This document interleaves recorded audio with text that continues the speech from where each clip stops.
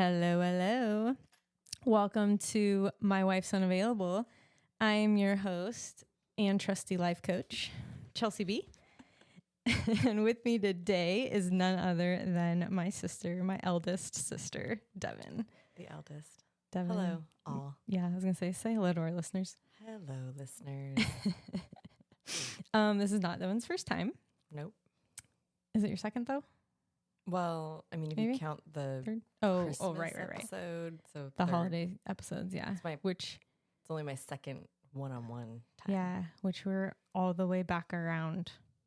I know. This year's really flown by. We literally did a Thanksgiving episode when we had everyone on last year. Yeah, it's crazy. It's next week. Yeah.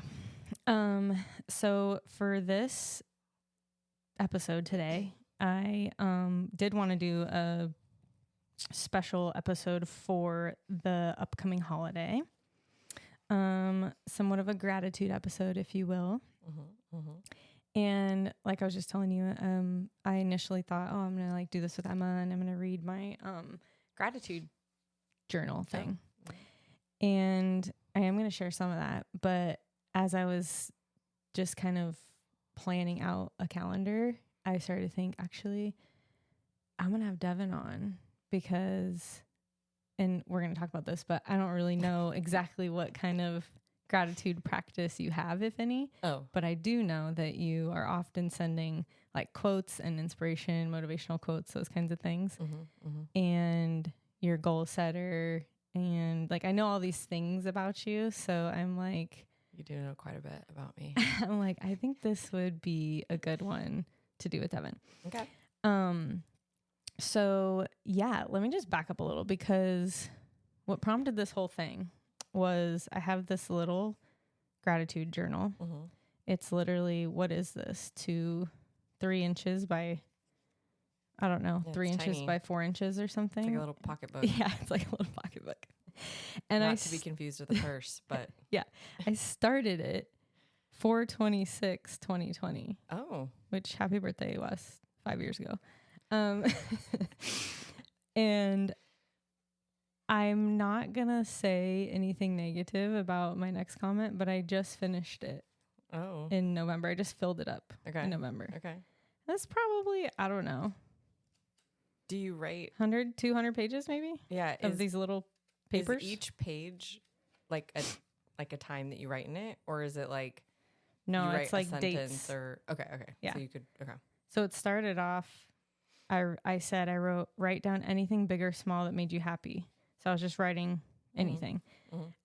I was racking my brain and I have no clue what prompted this in the beginning. And of course, like, I mean, 5.5 years ago, I have no clue the what world prompted was it. kind of, not so great place. It was, in April 2020. however, not to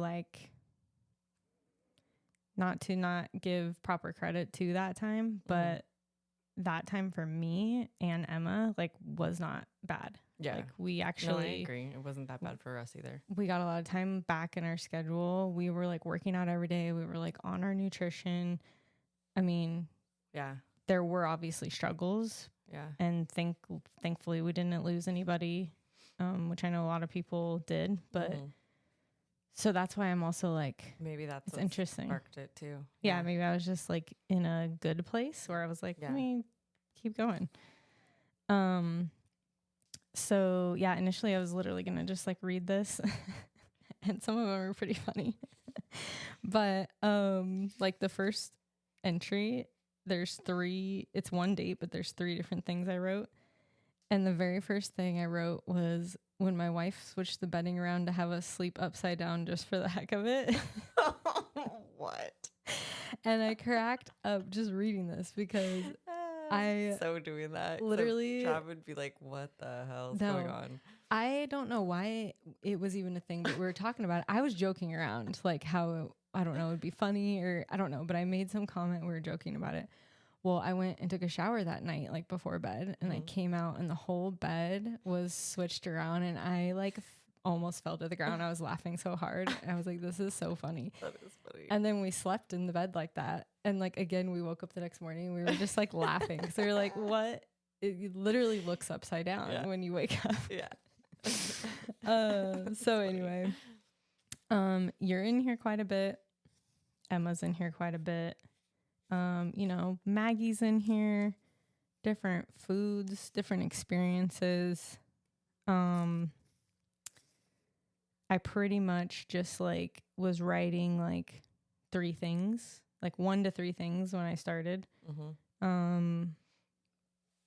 I mean, yeah, like 6/23, 2020, crushing crow in yoga today.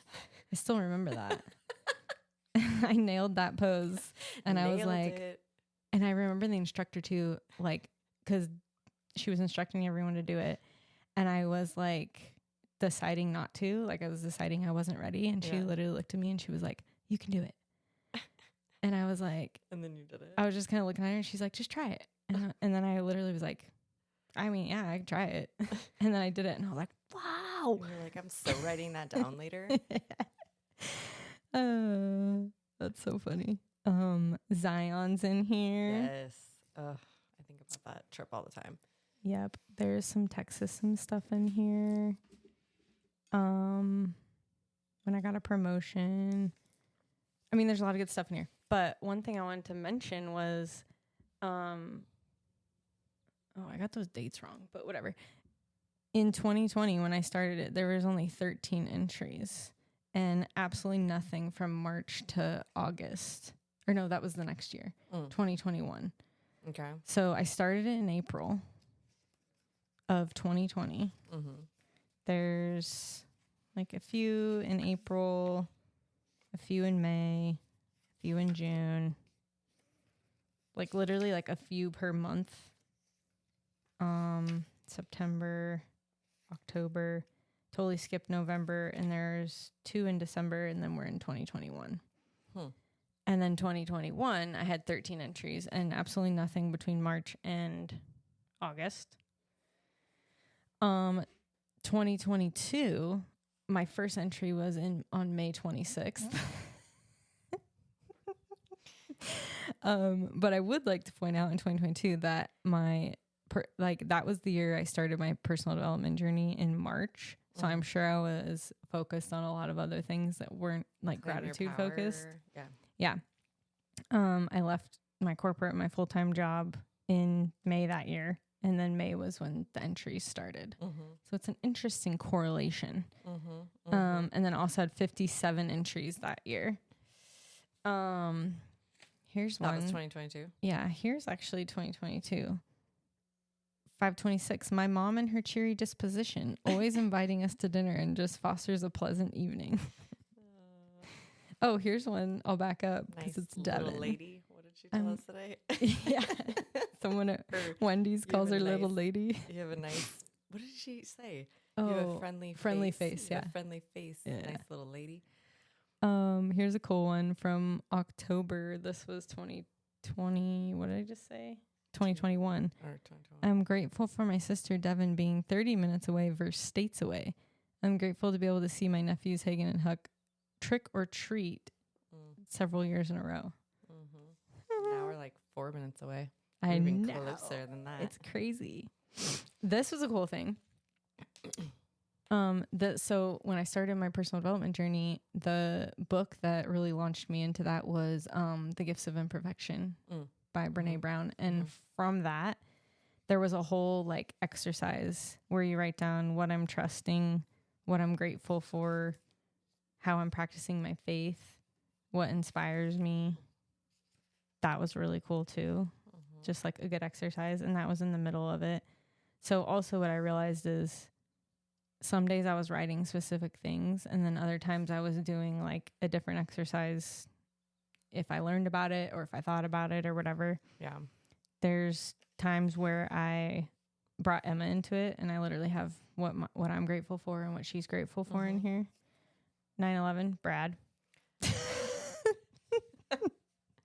Just one singular word. That's it. Sometimes that's all it takes.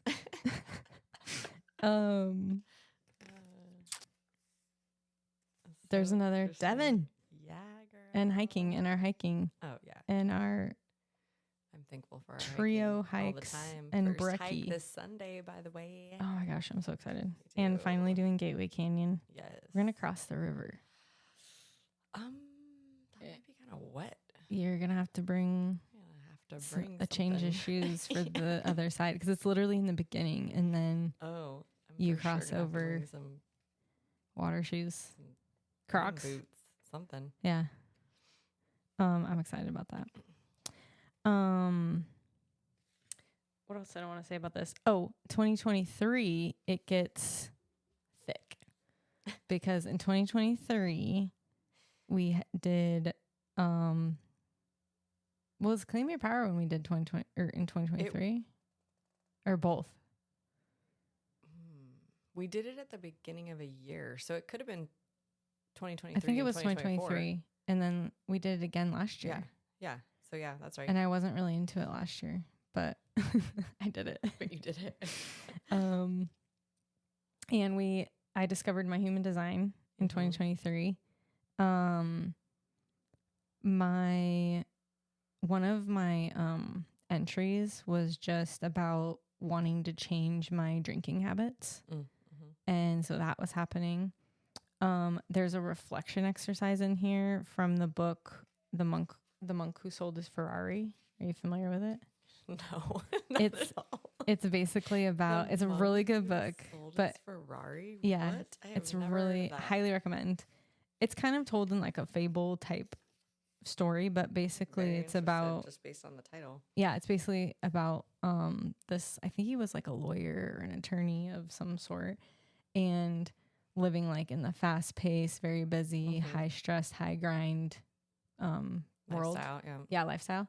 And then he sold his Ferrari, sold everything, moved to I can't remember where, but somewhere in India where there was like none of that, like a complete culture change. And he was working on like basically like being in touch with nature and like looking inward for a lot of things.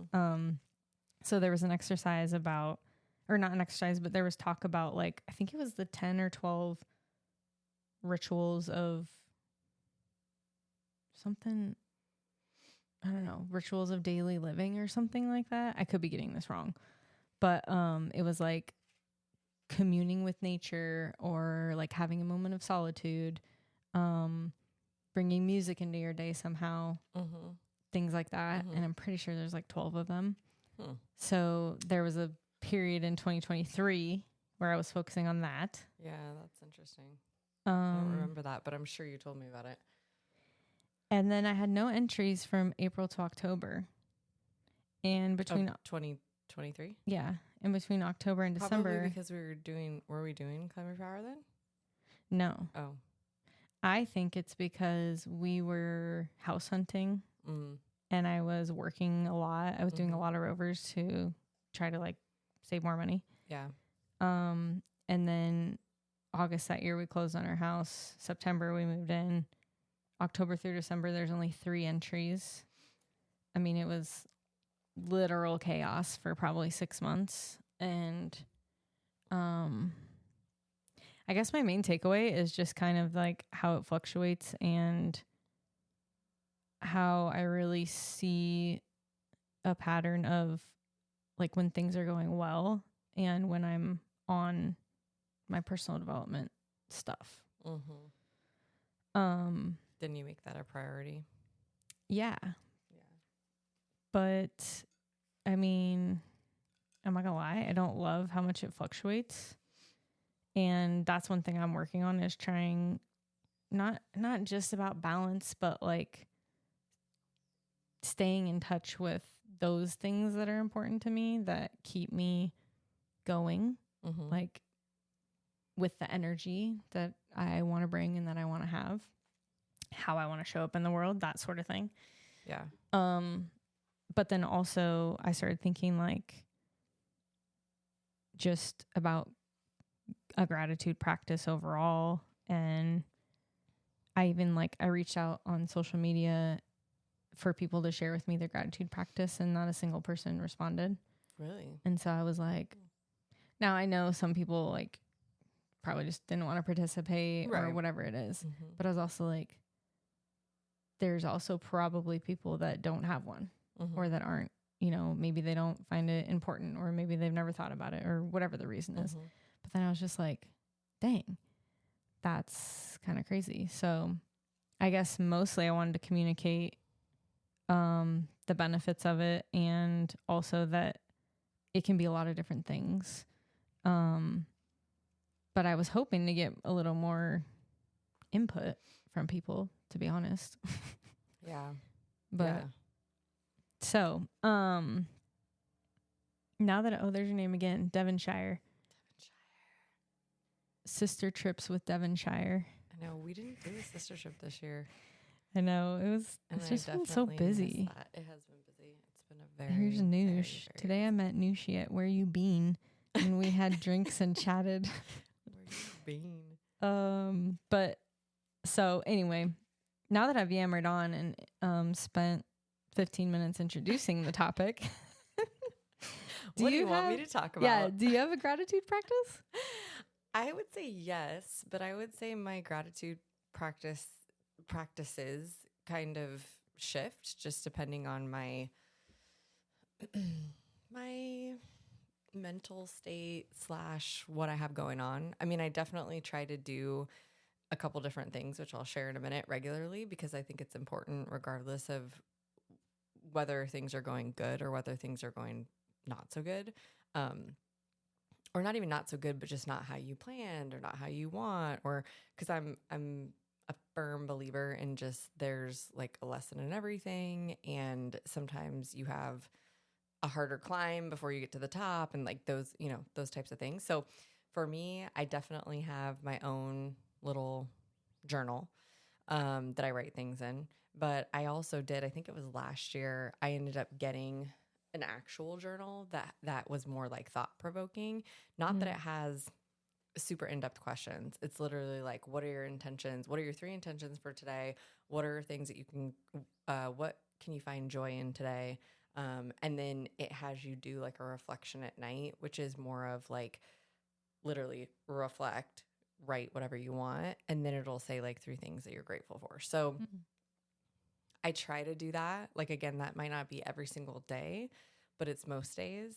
And if it's not every single day, I mean, I do definitely do a lot of reflecting type activities. I mean, right before I came here, That's what I was going to say earlier when I was talking about the things I know you do. Yeah. I know you reflect a lot and you take notes on things and you're literally always trying to like learn from whatever the situation was. Yeah. And I think reflecting and gratitude goes hand in hand, or it should in a way, because it's like, I know as a person, for me, I like to reflect to get better, to do better.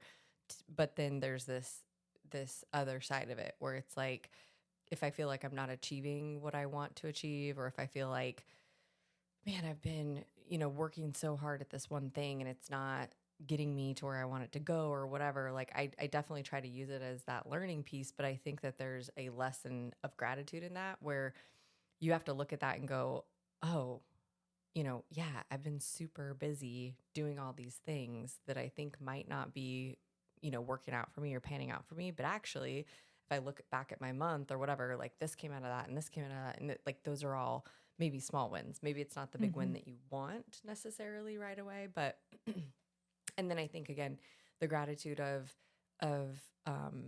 just the reflection of like, what have I actually been doing? And then what am I able to take away from that?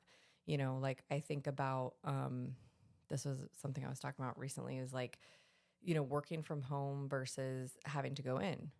I've gone to a couple conferences lately, and I'm talking like 3 in the last like month, where I've had to drive into Tempe, which is where I used to work, and the traffic is crazy. And I used to do that for years and years and years and years and years and years and years. And I got 2 kids ready and went to daycare, and like I don't even know how I did that. Yeah. And I did that every day, Monday through Friday. So I do think that even if I'm not writing something down, although I try to do that regularly, I am trying to find those moments throughout the day of like, wow, you should be grateful that you don't have to do this anymore. Mm-hmm. You should be grateful that you can pick up your kids, you know, and still have dinner on the table and not feel rushed and stuff like that. And I don't say should, but it's like, to me, I am grateful for that. But there's times where I'm just like, almost like talking myself, like, this is something right here. Yeah. It might not seem very big, but really it is when you think about how many hours in the week, you know, that I get back or whatever with my kids. So, Yeah. but yeah, I mean, I definitely would say, like, for me, I'm big on putting stuff in my calendar and really taking a moment to stop. Another thing that I do that I think, again, is kind of like partnered, like reflection slash gratitude is, you know, if I'm feeling stressed or if I'm feeling just like busy in the head, like maybe it's not even like stressed, it's just like I'm having a tough time like focusing, then I almost step away from my, you know, keyboard and just like literally sometimes I lay on the floor. And what's funny about you saying like the bed thing upside down is like sometimes I lay on the floor and I just like look at my house differently, Yeah. you know, and because it looks upside down and that somehow sparks like, you know, then I'm looking at whatever, the pictures on the walls. I'm looking at like, oh, I really love that blanket. And so I feel like there's something to that as far as reflecting, but not like formally Mm-hmm. too. So Yeah. It's also just taking a moment. yeah, taking it in. I mean, taking in what you know, have. And I think too, like over the last couple of years, especially, you know, and again, I've talked about this, but like Claim Your Power, like to me, that book allowed me to think about making space in my head for other things. So sometimes you have to create those moments for yourself. And I think it's especially important if you are really busy or down or like not feeling on top of your game and not Mm-hmm. feeling like the happiest or whatever. I think it's important to create those moments so that you can sit back and go, actually, like, this is great, Mm-hmm. you know? And then I think I try to take that into the world too. When I see people that, you know, are walking in the rain. I know we don't get a lot of rain here, but it's been raining the last couple of days. But, you know, I see people walking in the rain and I'm like, I am grateful I have a car. And you know what? I've pretty much always had a car. Like, I'm grateful for that. Mm-hmm. You know, I've never had that as something that, you know, put a challenge in my life or a burden in my life or whatever you want to call it, right? Like, it's like, and that's, yes, I know a material thing, but it's like, I use my car a lot and I can't imagine not using it. Yeah. You know? So, Yeah. Yeah. You said two things that I wanted to circle back on, but yeah, the whole moments thing, because that's something that I've really learned with my personal development and self-improvement and just all of that stuff that I consume myself with in terms of like, what do you call that? It's like, not like my calling, but it's like my field of study, if you will, where it's clear to me that people aren't spending enough time in those moments with themselves, with their thoughts, with reflection, with what happened today that was good, and get too stuck on what's not going well, and then just letting it pile and pile and pile on. And even if it is uncomfortable, because a lot of times it can be, just sitting in those moments and then allowing for those moments too, making time for them. Like, you can't have a gratitude practice if you don't make time for it. Yeah. And I'm also not saying like every day or whatever. It could be once a week even. But actually just setting aside a moment where you're thinking about what you're grateful for. And again, it could be a single thing. It could be a sentence. It could be 3 things you write down. It could be you don't even write it down. You just look around, like you were saying. It's just a pause. Like, it's not, I think it's similar to exercise, you know, like you have to get into the habit of doing it. obviously it can be quicker than exercise. It can be longer than exercise, but I think you have to get into the habit of doing it. But I think that there are a lot of people that think that it does require work, but the more you do it, the easier it is. But I definitely think that there's not enough people that do it. Yeah. And that's reflection and gratitude. I mean, again, and it's not to say that it's easy, but it is easier than you think it is. Yeah. To do it and to find things. Yeah. We almost have to reflect in order to have a gratitude practice, because you're either reflecting on things in your present moment that you're grateful for, something that happened that you're grateful for, or something maybe that's like upcoming. Yeah. But you're still... That's why I say they go hand in hand. Yeah. Because when I reflect on stuff and when I'm really honest with myself, then the gratitude typically comes, or the honesty of like, well, you can't really be mad about that because you didn't really give it 100%, or whatever that thought is. But yeah, so I think they definitely go hand in hand. That's why I thought of you. I'm serious. It was the reflection I do that all the time. thing. Yeah. Yeah. Well, okay. I do think it's an important practice. And, for me, it came from, I've always been obviously like a, continuous improvement and lifetime learner and like all those types of things, but also just like my career, where it's like, whether it's facilitation or even sales, like you're always talking about like, what could you have done better, or what really worked, and what, like, you're always kind of analyzing that a little bit. But it works for your personal life too. And I can tell you the last 3 years, like since we did Claim Your Power, like the last 2 to 3 years when I've really been focused on it, it's made a difference in my years. Like they still seem like they go fast, but I really feel more accomplished. Yeah.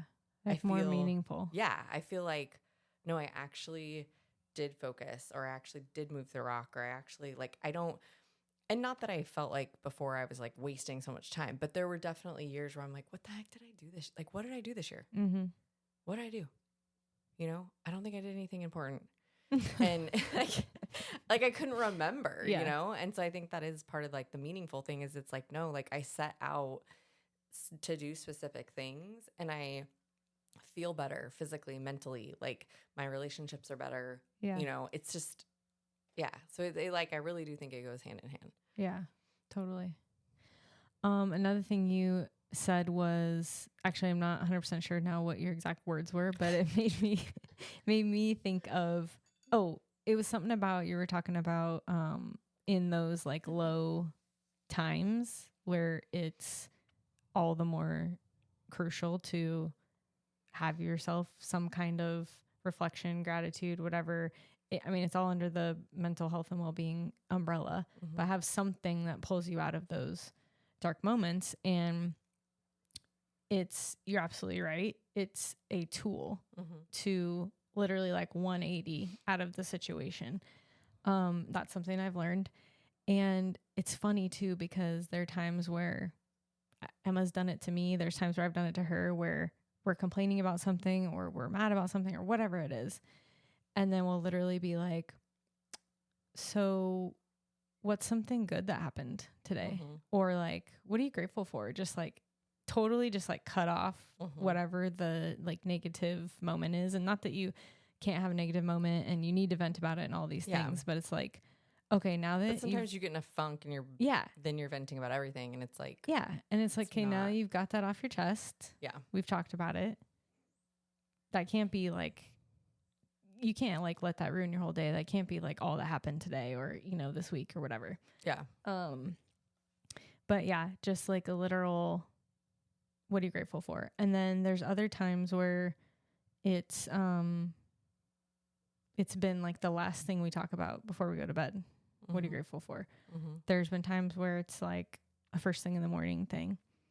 At this current moment, it's a dinner question that we do when we sit down. We don't sit down every night, but whenever we do sit down for dinner, we have a list of questions, a few questions, and the first one is, what are you grateful for? And yeah, so I just wanted to mention that about it being a tool to use. Yeah, it's a total, like, the boys are really good. I mean, the last couple of months has been nuts with sports and stuff, so we haven't had as many dinners together. But whenever we do sit down, and sometimes even on the way home from school, they're like, "How was your day, Mama?" And then, you know, we start talking and about whatever. So I mean, we talk about that a lot, just like the four of us. Yeah. And then we talk about, like, if there was something, like, I try to also mention stuff that was not great about my day, but then I'm like, but here's what I'm doing about it, or I'm allowing myself to be in this funk for like a minute, and, you know, just try to also use that as like a learning opportunity too. But yeah, you definitely have to incorporate it. Yeah. That was going to be my next question, was like, what do you do with the kids? And then also you reminded me that the second dinner question is, what's a challenge you faced today and how did you overcome it? But yeah, I'd love to hear how you bring in some of these practices and life lessons with your kids. So, I mean, again, I think, and I don't know where I got this, but in the last couple of years, it was, in terms of doing like the inner work, it was really like talking. I don't know, I might have made it up. I'm not sure. Cause I'm thinking of it as it relates to, like, again, going back to exercise, where a couple years ago I said, you know what, I'm just going to make sure that I move 30 minutes every day. Like, whether that's a hike, a walk, a workout, whatever it is. And that helped, you know, in terms of just like the pressure of being able to do that every day. And so I feel like from a whether I read this somewhere or whatever, like from a reflection or gratitude, was just like, just do something, you know? And so if my kids are around, especially, and we're able to sit down, I mean, I definitely try to have that conversation. We have like a card deck, like a sharing card deck that has different questions on it. Usually I'll have like I try to put up sticky notes randomly of like different words that might inspire conversation. And usually they're like attributes like serving others or being grateful or whatever. And so I try to like kind of spark some conversation in that. I definitely try to talk about the challenges and stuff with them too. But I think for me with the kids, the one thing that I'm trying to incorporate, like, over the last few months, is like just the feelings that are associated with it. Yeah. You know, and again, not that I am not the person that wants to talk about feelings all the time, but I think it's important for them to learn like the distinction, and like that it's okay for you to have an off day, a bad day, whatever. It's okay for you to have these, you know, feelings, but at the same time, like, you don't want to sit in that for too long, because it's just a waste of energy, you know? And so I want them to also know that. So like, we have the feeling faces on the wall, and we talk about, you know, or like Huck, especially since he's younger, if he struggles to find the words for what that feeling is, then we might talk about that feeling, frustration. It's different than anger. It's different than sadness. Like, here's why. Stuff like that, you know? Or I might give him an example of like how I was frustrated versus how I was angry versus how I was whatever. Yeah.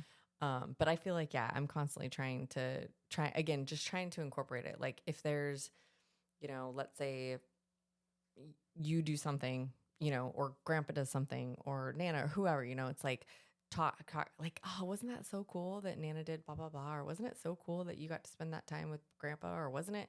And, you know, but talking to them to get the details from them as what they thought was cool about it, you know, or what their favorite part was, or whatever, you know? And like, I was just telling you and Emma through text the other day, but just the other day we were talking about Christmas lights and when we were going to decorate for Christmas, and they were like, yeah, let's do it. And then they just instantly were like, are we going to go and look at Christmas lights again like we always do? And are we going to go get Taco Bell? And are we going to go get hot chocolate? And like, so it's like, okay, we've been doing that now for, I don't know, the last 3 years, 4 years? I don't remember. I know we did it a while. 2 years in a row since we've been here. Well, and we did it when Farrah and Damar were here too. Yeah. So like, we've done it, you know, and sometimes, for those of you who are raising kids or around kids a lot, like, sometimes you do stuff and you like don't even know if they're picking any of it up. Yeah. And so it's like, that was the first conversation we had about it all year. And so they're like, yes, like, this is a thing. This is what we do. Yeah. So It's so funny too because I don't remember if it was last year or the year before, but one of those years it was like not the best time. No, it was last year. They were super chaotic. Yeah, and we were Yes. like, okay, so I guess we're doing this without them next year. Like, well, apparently they loved it, so I guess we're gonna try again this year. Yeah, we'll give them another chance. But that's funny. Maybe we need to do Taco Bell before we do the hot chocolate because I think that might have been part of the problem. They were hopped up on sugar. Yeah, I wonder. I didn't see anything in here about that, but yeah. The other thing I try to do too with the kids is and I'm not, or I should say I haven't been super great at this like this year, but you know, I try to get them to write cards to people. Whether it's like their birthday or like, you know, something like I know they've written a couple letters to like Sandra and stuff like that. So I think that even though they might not be saying like, I'm grateful for blah, blah, blah, it's like knowing that that person or that occasion is something to like celebrate or, you know what I mean? I think that's a good practice for them too. I think they do really well with that. Like when we get random notes. Yeah, they like to write pictures. Yeah. And it's like, you know, like the Charlie thing. Yeah. When Huck's class was celebrating Dia de los Muertos and they were learning the kind of craft that they decorate I can't remember what the thing is called. I can't remember what it's called now either. But the display, they decorate the display with this specific like craft. They were learning about it and they were making it. And he came home with his craft and it said Charlie on it and there were fish on it. And also there was OU, but you know, whatever. He's 7. OU has to be on everything. But it's the other like thing that. You can draw well. Yeah. And I was really touched by it. I was like, oh my gosh. Like, also, you have to keep in mind, I mean, he's 7 and that's probably the only experience he's had with death, like in his close family. Right. But just the fact that he thought about it, he was like, you know, learning about Dia de los Muertos. And then he's like, oh, my aunt's cat. That she really cared about. Yeah. Even though he did really not like Huck, which was really funny. But Huck was just way too much for him. Oh, yeah. He was busy guy. Yeah. Huck came into Charlie's life at a time when Charlie was old and Huck was not getting older. Yeah. And just like also he wasn't like totally unwell, but the last few years he was like getting more unwell and didn't want to be bothered. Literally. Yeah. And it would just, I mean, you know, like kids when you tell them they can't do something, but it wasn't even that. We like really tried to explain like, hey, like he's old and like kind of cranky. He, you know, doesn't feel very good in his body. Like, let's just leave him. Like he doesn't like all the noise, you know, try to explain all the things, but he doesn't really get it. And literally on the last encounter, he got like scratched by his teeth or whatever. And Huck was like, he bit me. And I was like, he did? Because I'm like, he's never bit anyone in his entire life, like 16 years. And so I was like, huh? But then I was like, did you do something? And he's like, just kind of like looking at me. And I was like, I can't remember what we said right after that, but oh no, he goes, yeah, I was petting him or something. He was like doing something to him. Yeah. And I was like, was he trying to get away or like, you know, just trying to figure out what had happened? And sure enough, Huck was just like bugging him and he was trying to get away from him and they didn't. And then he ended up like biting him. And also Huck was not even really phased. Like he was just like, oh, I can't believe he bit me. He was like, that happened. And I was like, I mean, but also like how many times do we need to tell you that he's not feeling you, dude. Yeah. He's not. And every time you come over, he's older and he's more unwell. Like just leave him alone. He has to learn it for himself. Yeah. So I also thought that was funny that he did a little tribute to Charlie. So I was like, yeah. That's funny. Let's see. Anything else about gratitude? I'm trying to think.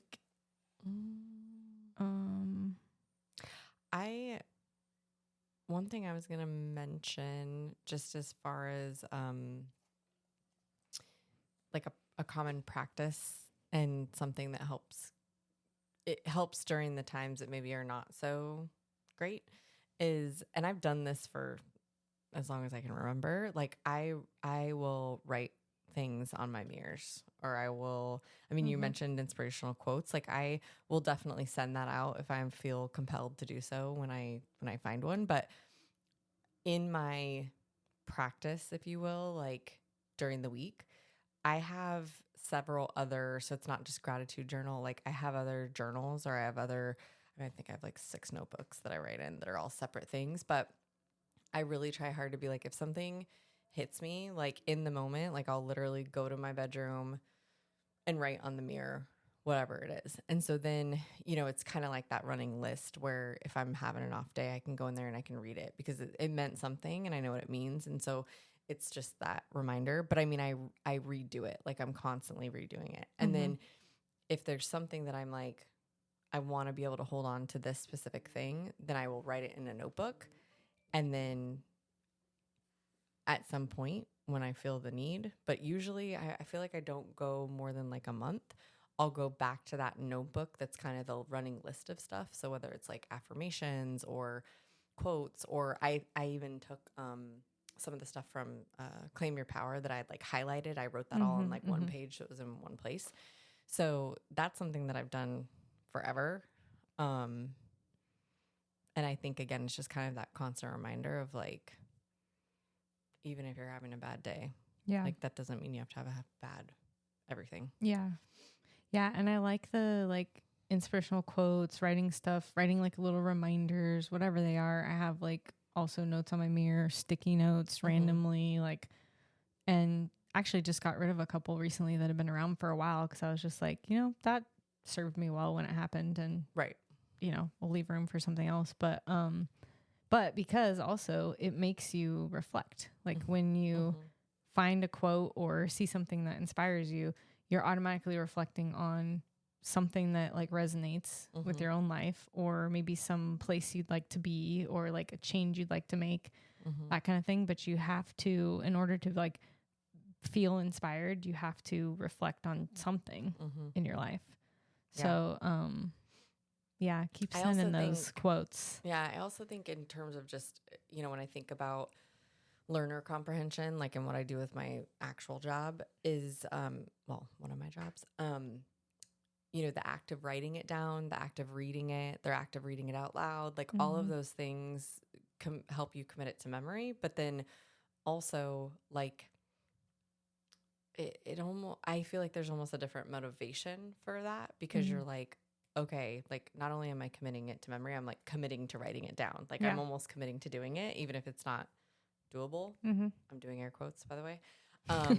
So I think there's something in that. And then I also think there's something in like almost like the freeing action of what you just said of like, I'm throwing these sticky notes away. Like I don't need these anymore necessarily. Or I'm like, I've moved past this space, And so recently too, I have in my office, I have a window and I write all kinds of stuff, business and personal, on that. But there was a day a couple of weeks ago where I just felt like, I kind of felt like claustrophobic in my office. And I just felt, not that it was like super clutter. I just was like, ugh, I don't know.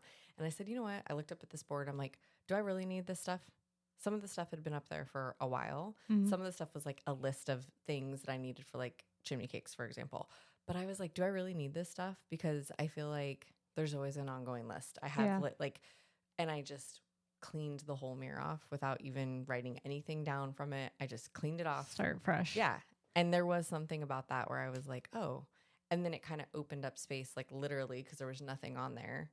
And then I just left it blank for like a day. And then I started writing stuff on it again. Nice. So I just think there's, again, that's kind of like a clearing activity. Yeah.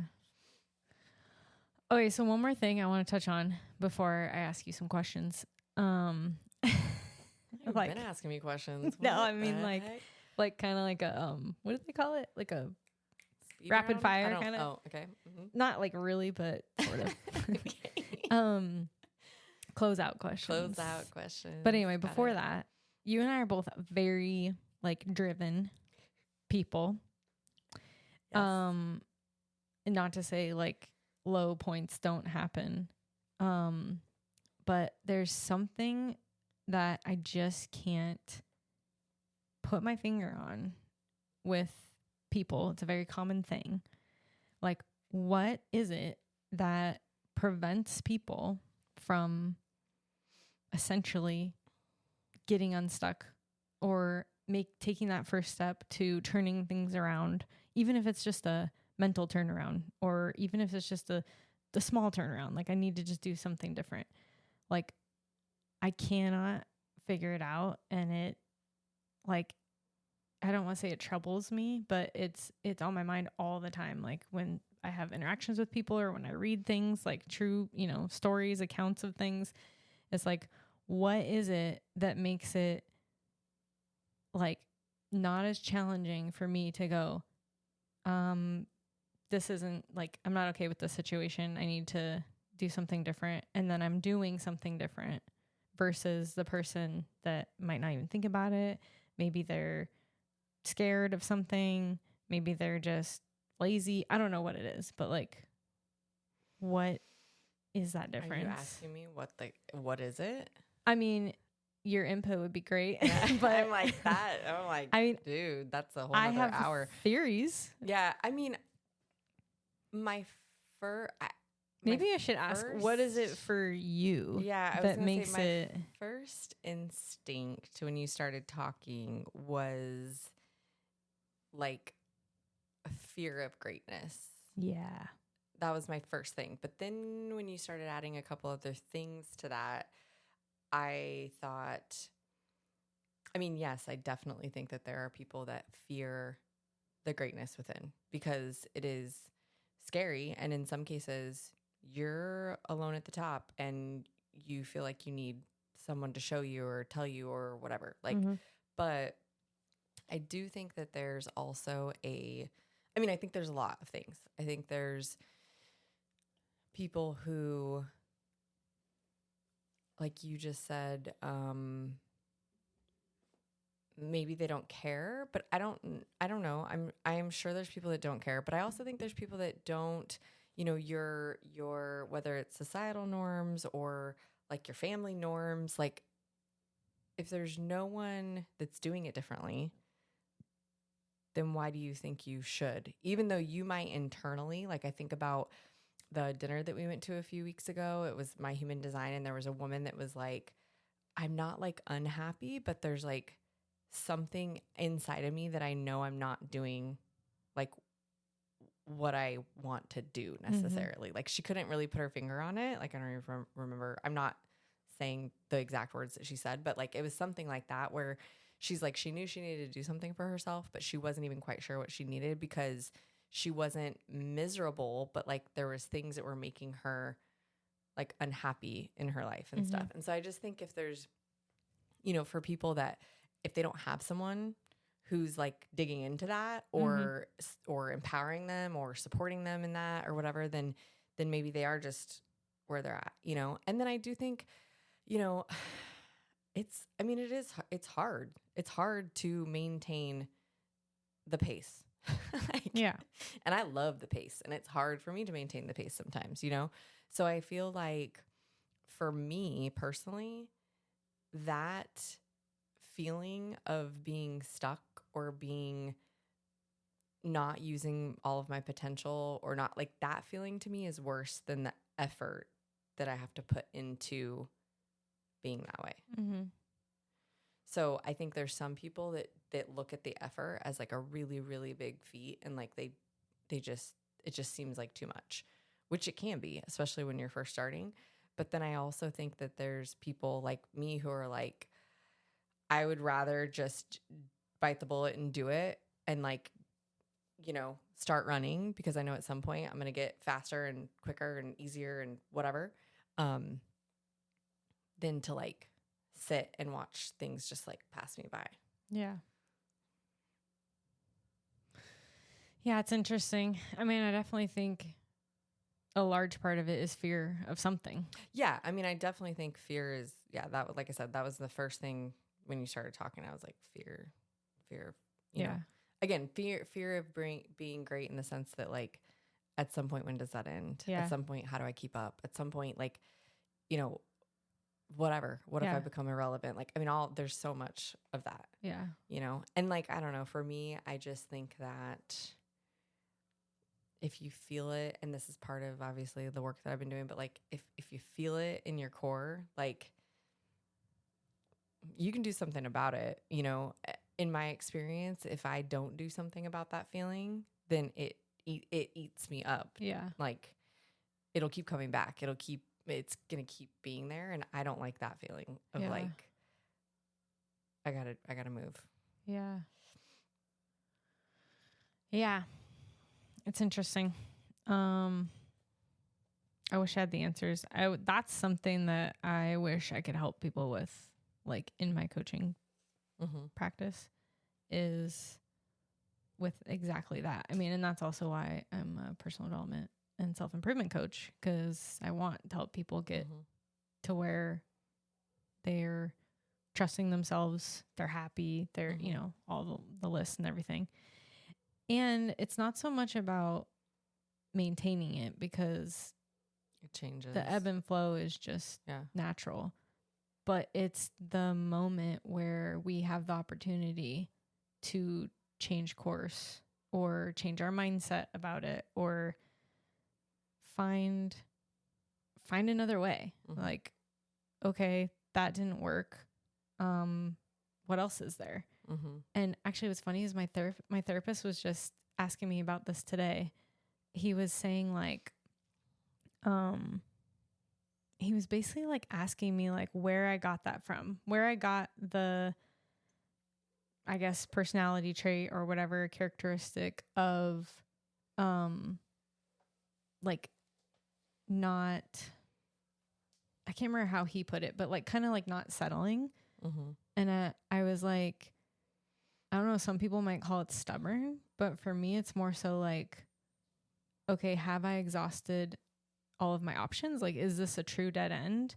And then if it is, okay, well, I tried my best. And then I'm just like on to the next thing. And he's like, he's basically like, how did you get like that? And I'm like, I have no idea.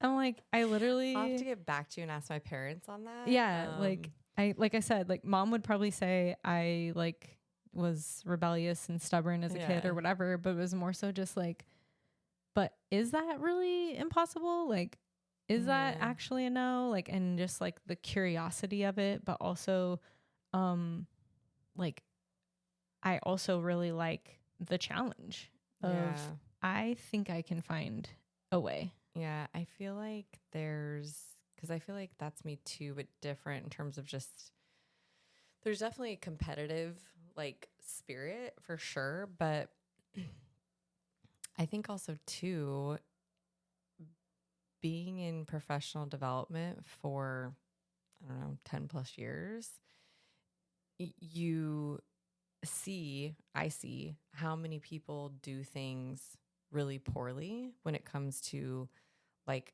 teaching and training, even observing, like even just, you know, because the world is so reactive, like as a whole. And so it's just like, we have this problem, here's a solution. We have it, versus like taking a pause and going, hang on. Is this really the problem even? Yeah. You know, and that's like the training or the certification that I did a few years ago was like performance management, which is all about like training is not necessarily the thing that's going to solve your problem. It could be environmental, it could be management, it could be, you know, there's all these different factors. And so I feel like that's also how I kind of look at things, where it's like, okay, let's try to figure this out. Let's try to and let's try to consider all the people involved, or all the feelings involved, or all the changes involved, or whatever. So maybe there's an element too of just like curiosity. Yeah. Or like believing that there are multiple solutions, multiple answers, multiple scenarios, that kind of thing. I mean, I do think that we are lacking curiosity in the world. I do think that that's like one of those things we lose, like as children, which I understand too as a parent. Kids are constantly asking questions, and sometimes you just don't have the answer, or you Yeah. don't want to talk about it, or I mean, you've talked all day. I mean, like I get why, but Yeah. I think it's kind of like creativity a little bit. Like Mhm. there's not enough adults as we grow that are like fostering like the curiosity, the artistic, like the things that are creative. Mhm. And then, you get to the adult world and it's like, okay, well, I'm just going to do what my boss says. Or Yeah. I'm just going to like, and then people get burnt out by that because Mhm. they're not really doing what they want to be doing. Yeah. Yeah, we could have an entire episode Yeah, I was just like, on that. There's Because I was like, there's a lot of deepness Yeah. that can happen in this conversation. Yeah. yeah. And I'm just very in touch with my inner child and fully believe that we lose so much of that as adults and for no good reason Mhm. at all. Mm-hmm. So yeah, well, next episode. Yeah, next episode. Because I'm like, I got all kinds of, as Huck would say, I'm a curious guy. Oh my And gosh. so He's such a dork. I love that curious guy. yeah, you too. Okay, so some of these questions I've asked you before, but Okay. things are always evolving. They really are. So, at this time, what is your best self-care tip or advice? My best self-care tip at this time. For me at this time, my best self-care tip is meal prepping. I need that. Yeah, I need that advice. Literally set aside time to do it, for one. You have 2 nephews that would love to help you cook, by the way.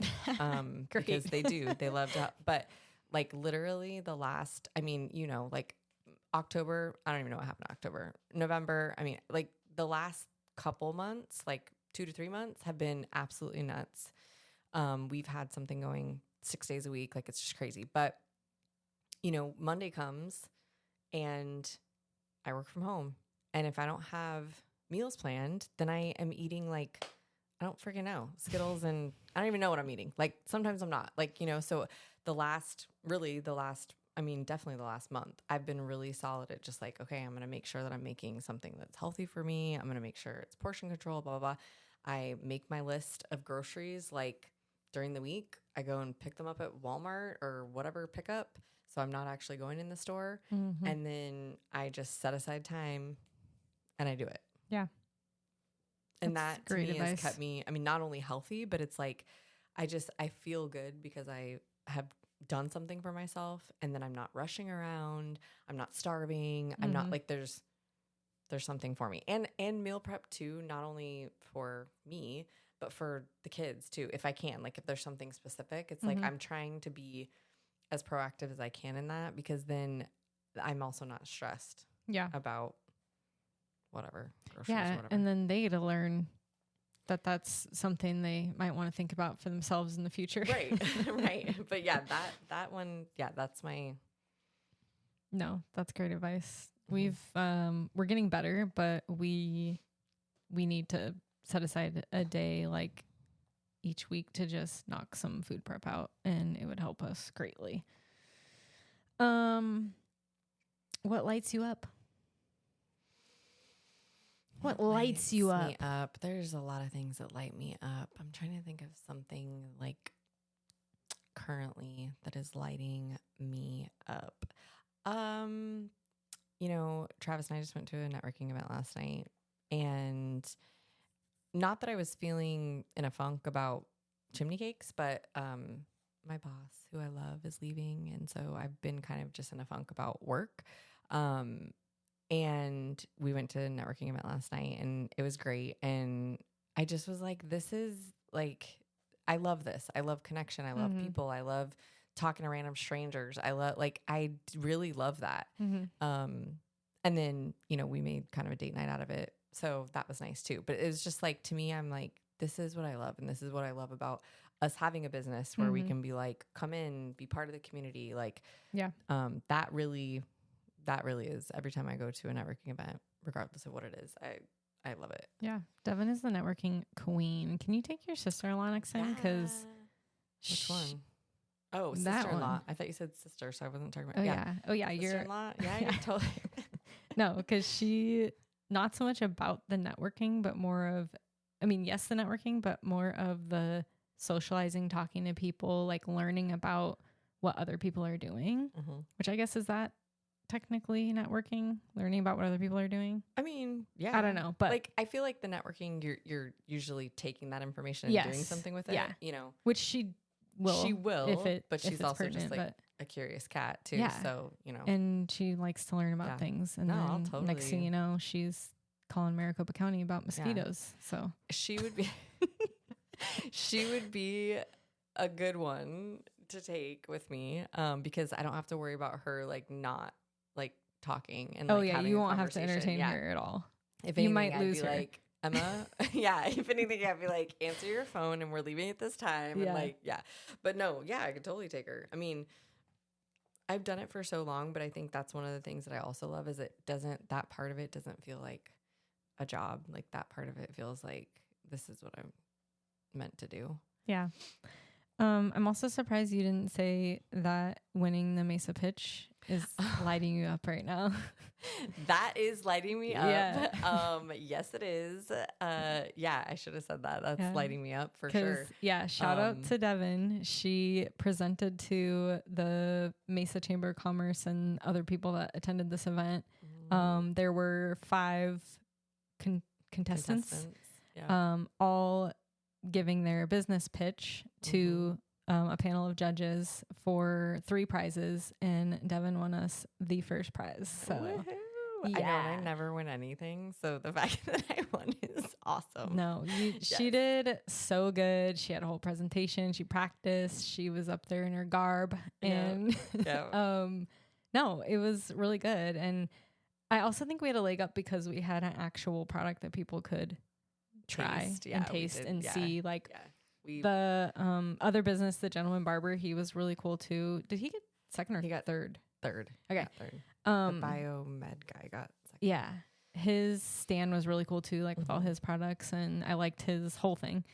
But yeah, it was just awesome. Yeah. No, you're right. That totally does light me up because we've already in the last couple of weeks been able to do so much with what we want to do with the trailer and our new location and in the Superstition Museum. It's going to be great. But yeah, let's plug that real quick. Yeah. Second location. Food trailer is going to be semi-permanently at the Superstition Lost Dutchman Museum. Yes. In Apache Junction. And I will say that did come from networking because I basically I brought it up. gave myself an ultimatum. Like, if I can't find a place to park this permanently in a week, then we're going to sell it. Yeah. And of course, like the 4th day, it was like, yeah, you can park. We have 15 acres. Come on out. You can do whatever you want. Yeah. And they're excited. We're excited. They have like 1 to 2 events happening every month that we're going to be opening up for. And I mean, more. I was going to say, like, we really have no clue how it's going to go, but if it goes well, we are definitely going to be like seeing what more we can do there. Yes. So. And we just bought an espresso machine with our Mesa Pitch money that That's we're going to be using out there, and we're going to be serving Higher Ground Coffee, which is a local. And I mean, the coffee smells great. We've had it. It's great. It's right there. Yeah, it's right there. But, you know, our hope is also to partner with other coffee roasters that are local and bring some other just local flair out there too. So totally excited about it. Yeah, very excited. All right. Name a great source of joy for you that you've been neglecting lately. Unfortunately, this is the same answer that I gave last time. Oh, you remember? Yes, because it's on my mind. This is like something I need to put in my calendar, honestly. Okay. It's scrapbooking. So recently, a friend from high school passed away, Jessica Borvina, for those of you listening and know her. R.I.P. Jessica Borvina. And I am putting together some, she was like half of my life. I have pictures with her. And so I'm putting together some books for her son and her husband and her mom and sister and stuff. And Yeah, but I was going through all the pictures, which are just insane because some of the stuff I'm like, should I send this to her son that's like in high school? I'm not sure, but it's part of her life. So Yeah. I should. But it's just like, ooh, we were a little wild back in the day. Yeah. Do you want to see what your mother was doing when she was your age? Sure,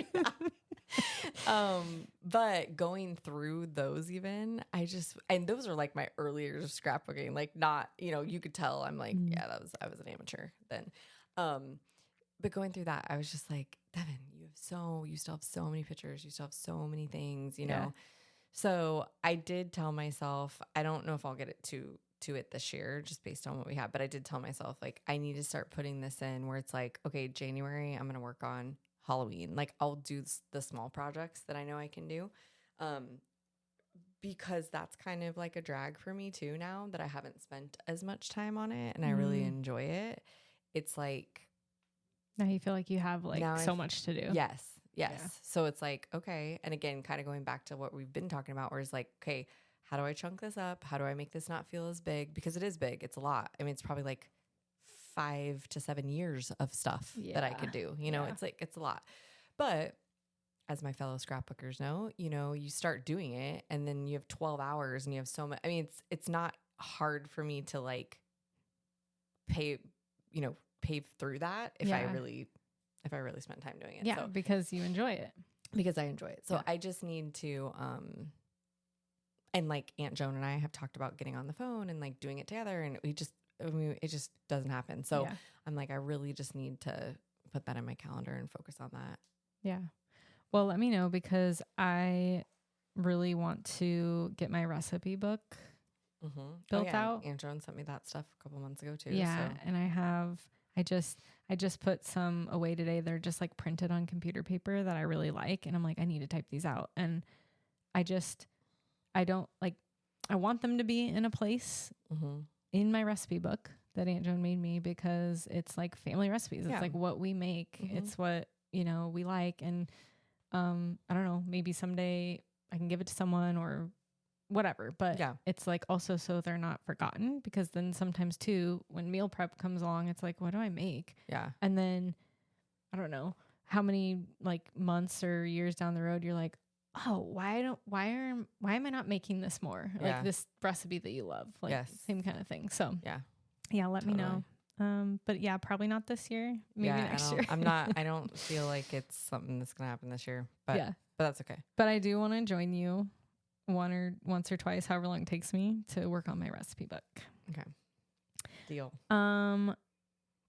New question alert. New question alert. What's something you'd like to see more of in the world today? More of in the world today.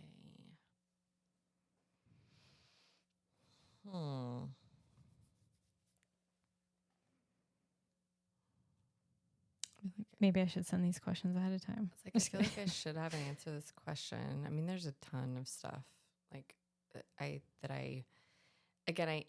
feel like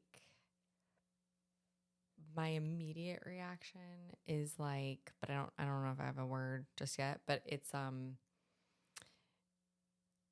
like I've been thinking about my kids a lot lately. I mean, I think about them all the time, but I've been thinking about, because Hagen's getting ready to go into 6th grade, and that has been a little more stressful than I thought it was going to be. We went to like the middle school like fair, and it was like a choice fair. Yeah, choice fair, and it was like a college fair. Like I was just like, what in the world? This is so much. I don't remember it being like this. So when I think about like that kind of stress of like, what should you do for your kids? How much should you tell them? How much should you not? How much should you blah, blah, blah. Like there's something in that where I'm like, I don't know if it's like, again, the world just needs more time to pause and be like, hey, we don't really need all of this, or we don't, as a parent, we don't really need to push all of this, or we don't need to feel stress about this, but it's something to do with like that parent relationship of, there's a lot on parents. Like there's, even when you think about the sports, it's like, why are we having practice at 7:30 to 9 on a Monday? Like, oh my gosh. And like you talk to most parents and they have the same feeling. Mm-hmm. But yet as a world, we're doing that. Mm-hmm. I shouldn't say world, because honestly, I think America's doing it. I don't think there's other countries that are doing it like that. You You're know? right about that. Yeah. So I think that whole like pressure of performing as a parent, and that means, you know, sending your kids to all these great schools and doing all this and blah blah blah, and like all of that stuff, you know, is important to me and Travis. But it's like, man, I do have to sit back and go, what should I really be stressing about and what should I not? Like, you know, and Travis is really good sometimes when I'm rambling about stuff and he's just like, yo, our kids are good. Like, they're happy, they're healthy, they're, you know, name all the thousands of things that they are. And I'm like, you're right. So, but I think, so again, I don't know the word for that, but maybe it is just pressure, but like, I feel like I do well under pressure. So it's not, I think it's societal expectations. Yeah. There's that. So I think you said more of, I think it's the, you know, again, the grace or the flexibility or the vulnerability and humility of like, yeah, we all have this pressure. Why? Who the hell knows? But we do have it. And like, your kid's going to be fine. Yeah. You know, like, again, the whole school thing is like, you know, people are like, if you care about your education, you should send them here and blah, blah, blah. And I'm like, yeah, but like, I don't even think our parents had a choice. Like, we just went to school, and I don't think either one is bad. Yeah. So that's what I say. Yeah. Did I answer that? I think you more answered what you want to see less of in the world, but it kind of works in a way. Maybe more. But you did say more like of the unity around, like, we're all going through it. Yeah, like more humanity, more understanding, more compassion, like that sort of thing about. But specific to the parental decisions, and you know, it's kind of like life is hard enough, and then you're adding all these things on there. Mm-hmm. Totally, I like it. What's something that you've learned recently? Could be like something like a fact. Could be a life lesson.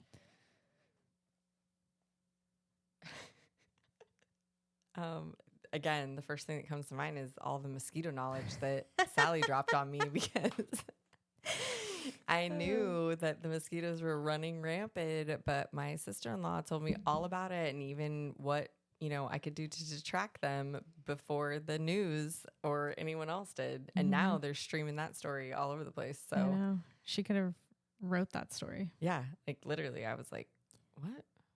Yeah. And again, I also was like, who even looks that up? I wouldn't even look that up. Like, I wouldn't even know who to call. I wouldn't even. No. I know. Like, literally, I'm just sitting here going like, didn't even. Mosquitoes are bad. Yeah. I don't know what to do about it this year. Like, and Emma's like, I'm going to find out. This is a problem. And I got like 15 more bug bites the like 10 minutes I was out there with you and Natalie. I know, it's so and I didn't even notice them until that one that I smashed on my leg. And then, next day I literally counted them. There was like 15 or 16. And I was like, you've got to be kidding me. Like, I thought they were like going away. Yeah. But specifically in our area, she found out that they're called small container mosquitoes because it's about like the standing water that's in small places. Yeah. And even that, I'm like, how many types of mosquitoes are there? Like, I didn't, like, I have no idea. Like, just all Literally those no facts. idea. I'm like, what? And that certain mosquitoes are repelled by certain things, like citronella is not going to work on all of them. Right. I was just like, okay, well, that's BS because I'm sitting here like lighting candles all around me and they're still getting to me. Nothing. Like, what the heck? Trap was too. I know. It was, It's crazy. Yes. That, gosh, thank goodness for her. Thank goodness for her. Okay. You got a good show or a book you'd recommend? Right now, I am reading Emotional Agility. Yes. Which is a good... Can't wait to talk to you about it. Yeah, which is a good book. For my L&D people, Jess Almley just launched a book, and it's all about, it's called L&D, Order Taker No More. And it's all about like how to build relationships with your stakeholders. I really, really feel like she's phenomenal. She also has a podcast, but I feel like she is really, really onto something when it comes to just the L&D space and like knowing more about the business and what drives the business and what CEOs care about and like things like that. I think it all totally plays into what's missing in the L&D space. So that is one I would definitely recommend. And that's one that I listen to on my walks when I'm walking Lulu. So I try to I haven't seen old Lulu Gale in a while. Lulu Gale, she is still cray cray. And L&D is learning and development. Oh yeah, learning and development. For those that don't know. Cool. Well, big fan of emotional agility. That we did a book group on that, and it definitely changed my just thinking on some things. And it's an easy read too. So yeah, for those of you who haven't, actually, it just reminded me too. I gotta sync up with my friend Gina because she just went to. I can't think of who the author is of the book right now, but she just went Susan David. Yeah, she just went to Susan David's like a. Oh, you told me that. So workshop lucky. or retreat. Yeah. Retreat, yeah. So Susan David is kind of adorable, and I bet it was amazing. She's from South Africa, so she has an accent, and I just could listen to her. Well, and the retreat was in Santa Fe. I'm like, oh, it's probably I love awesome. Santa Fe. I know, it was probably awesome. Just talking about Santa Fe today too. Yeah. So anyway, yeah, those are my for right now. That's what I got going. Sweet. Well, that's awesome. Well, thank you so much for being here today. Thanks for having me. Loved it. I hope that everybody, can just take a moment today and feel gratitude about something. Again, it doesn't have to be something major, just something, but take that moment and just really soak it, let it soak in. Yeah, just remember it doesn't have to be a stop sign. It's just a speed bump. It's just a pause. It doesn't have to be anything big or even planned, really. Yeah. Nice. Well, I'd also like to thank my lifetime sponsor. That would be my mother. Whoop, whoop. If you want to hear more from me, please check out. Yeah. Please check out my website at chelseabcoaching.com. Also on social media, I am Chelsea B Coaching on Instagram and Prioritize You on Facebook. If you have any feedback or suggestions, please reach out to me. I'm always welcoming of any feedback or suggestions, ideas. I love it. If you like this episode or even just this podcast, please like it, share it, comment on it, or D, all of the above. If you'd like to sponsor an episode, you could go to buymeacoffee.com/mywifesunavailable. I know that's kind of a mouthful, but you know what they say about wives. Just kidding. Until next time, folks. Yeah. Keep it real. Keep it moving. And stay healthy and well. Love you, baby. Love you, baby. Oops, hold on. Oh my gosh, guys.